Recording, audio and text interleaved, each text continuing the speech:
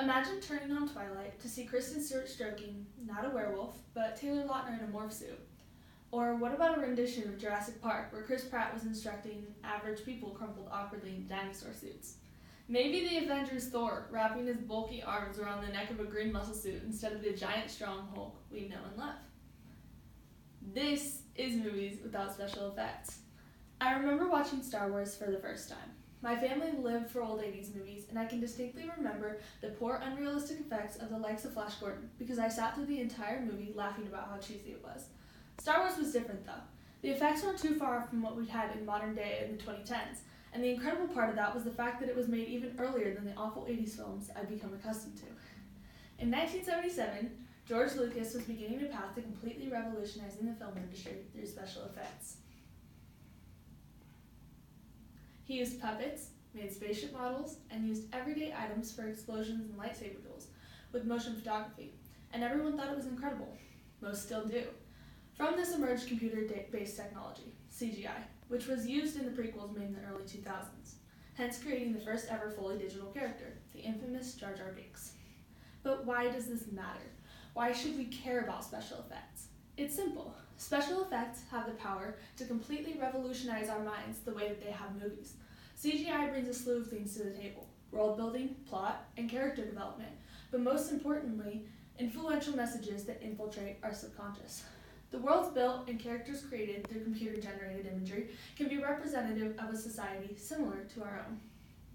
Worlds can go from barren and impoverished to thriving and technologically advanced.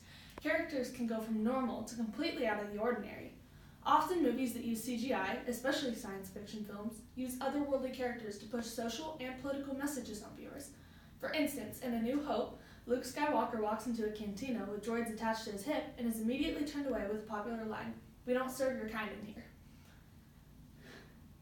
As humans, we observe these patterns in movies and subconsciously our brains say, well, that's not fair, what did they do? They're just droids. And somehow still fail to connect to the way that our society treats diverse people. That is, until we witness a situation that parallels that of the movie, and suddenly everything clicks. And now instead of brushing these social injustices off, our brains react with, this is wrong. So why not use actual diverse people then, instead of droids and aliens? Why not use real African Americans, women, and members of the LGBT plus community? Proximity. This idea comes from Edward Bullo, a philosopher who coined the term psychical distance. He asserts that when looking at a piece of art, to fully grasp the beauty and meaning of it, we must not be too close or too far from it in our mental distancing.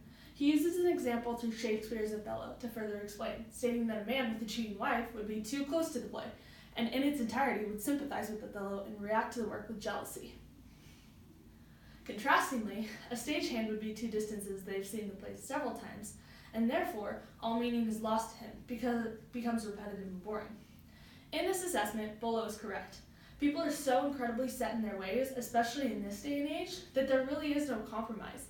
If we use actual diverse people, the message is going to be too distant because we witness inequality in our society every single day, and we're either numb to it or we're too close because we are so incredibly angry that our vision is clouded.